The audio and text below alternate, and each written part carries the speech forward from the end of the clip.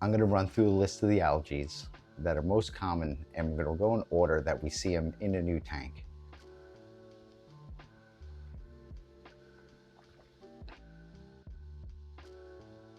Algae bloom, a green algae in the water. It's green and cloudy.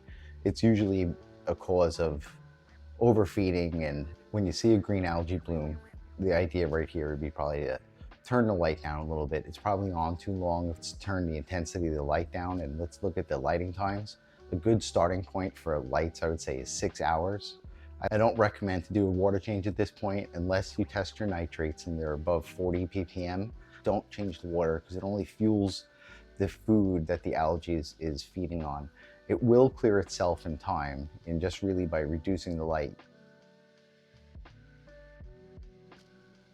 The second type of bloom we see is a white or a gray bloom, and this is actually a bacterial bloom. And this is a little bit different from an algae bloom. It is a bacteria. The biggest issue with a white bacteria bloom or a gray bloom in your tank is that that bacteria is using the oxygen in the water, and this can lead to low oxygen levels. Also with this one, I don't recommend to do a water change unless your nitrates are above 40 ppm. It's usually caused by too much light in the tank, and it's probably best just turn the light off. You don't have to go as extreme again as covering it up. We're killing a bacteria now, not an algae. So you may see an ammonia spike. So it's important for you to be testing ammonia and making sure that we don't see an ammonia spike as we kill off this bacteria. Also very common causes is too much light and overfeeding, and really is only seen in new tanks that have probably just been set up. Another way to handle this is UV filtration. UV filtration will clear this in 24 hours, either one, the green or the white-gray bacteria bloom. Diatom algae is that brown algae that grows on everything and is just a green slime. It's found basically everywhere on everything, and it eventually finds its way into your tank. It's going to feed off some minerals in your tank, and eventually it's going to burn out its food supply or reduce it to the amount that it can't thrive. And really just manual removal is the best thing. You can pull it out with a water change, you could scoop it up, you could stir it up and catch it in the net if it's that bad. But let the filter do its job. But it's that brown slimy algae, and usually it'll go away within a couple of weeks. Again, a little bit of cleanliness, a little bit less food, a little bit less light. More plants also at this point may help you, as they're going to eat the same minerals that all this algae, every algae is going for. So more plants is also an option, and that it extends your service times too. Hair algae is the next one. As the tank matures, this is the next one you usually come across, and it's that green stringy. You'll see it floating in the water, and it can kind of take over everything if left unchecked. Manual removal is really the best thing. You can go in there with a toothbrush, is one of the best tools for your fish tank, and just twist it up and then spin it in the hair algae, and it'll grab it and pull it off of. It usually likes to grow on stuff in the tank and on plants, not much on the glass surfaces. And usually this is, again, too much light, nutrient imbalance, or an excessive amount of nutrients that the algae can thrive on. Now, to get rid of hair algae, if you can use a pipette, use it with hydrogen peroxide. Now, the way you would apply this is you could drain the water down if you can get to it. You would just, with the pipette, a couple of drops right onto the algae, 10 minutes or so before I fill it back up. Now, you can do it with it underwater too, and it would be the same thing. You'd take the pipette, you'd pull some hydrogen peroxide, and what I recommend is turn your filter off, let the water get pretty still, and then put it on directly, and within reason. It's going to break down, so it's not anything bad for the tank, but at the same time, I don't want the flow taking it away from where I want it. So right onto the algae itself, and then let your filter stay off for about another 10 minutes. In a few days, it'll die off, and your algae eating crew will clean it up, or you can easily remove it now with a toothbrush. Green spot algae is the next phase of the tank that you usually see, and it's that green fuzz, or the green dots as the name says, and it's all over the glass. It likes to grow on glass and hardscape. Algae is not really that bad though, because it is processing the nitrates out of the water. So algae isn't always your enemy. And we're going to get into that in a little bit more, why algae actually could be your friend. Turning the lights off at night and really only using that night mode when you are there in order to view them, that's great. That's like this tank is a bunch of special effects and it's great to do, but it's not something that I would leave on and as a everyday lighting. So 24-hour modes with the nighttime usually are just cool for the day, but ideally you want to not use that night light as part of your everyday program. Staghorn algae, which can be very common in a lot of new tanks, is this gray stringy algae that grows off of hardscape and off of plant leaves and is very, very hard to remove. Is the same sort of treatment with using hydrogen peroxide on the leaves, and it will kill off the algae, and then usually once it's dying off within a couple of days, it'll break off and break free and break down or get pulled up by the filter.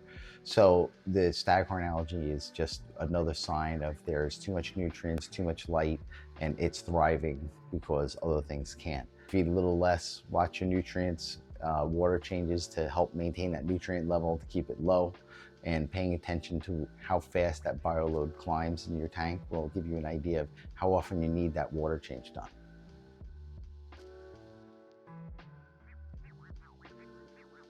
Blackbeard algae, black brush algae, BBA, there's all sorts of names for it. It's a nightmare. Every person in the aquarium hobby has experienced it, so don't feel bad that you got it. And a little bit as your tank matures is normal and will go away and clear on its own. When it starts taking over and covering the leaves of the plants, and then they could kill them off because they can't get any light, this is where it starts becoming a problem, covering your hardscape. It can be black, bushy, or even gray sometimes, and just, flowing in the water. Usually likes high flow water areas. Usually are combined with high light and an excessive amount of nutrients in the water. I have seen it in low flow areas too, but I think that was because of a CO2 imbalance, but we'll get into that in a minute. Same sort of treatment, hydrogen peroxide on a pipette will kill it off, and that will pretty much within a week or so die off, and really at that point the cleanup crew will kind of eat it. Not much is going to eat blackbeard algae. It's one of those things where you treat for it and you kind of want to correct the problem that caused it, so that as your tank matures that this isn't an issue going forward.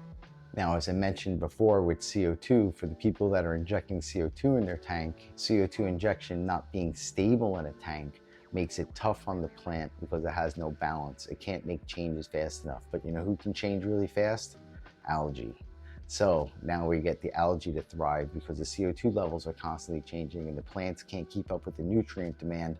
So really the object here is get your CO2 dialed in. If you can find a balance and the stability in your tank and you don't have to run it on max, one change at a time, 2 weeks to see its reply, and then make another change. This hobby has taught me one thing, it's patience. It isn't fast.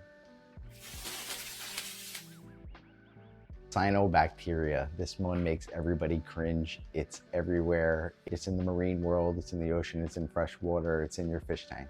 And even when it's not there, it's there.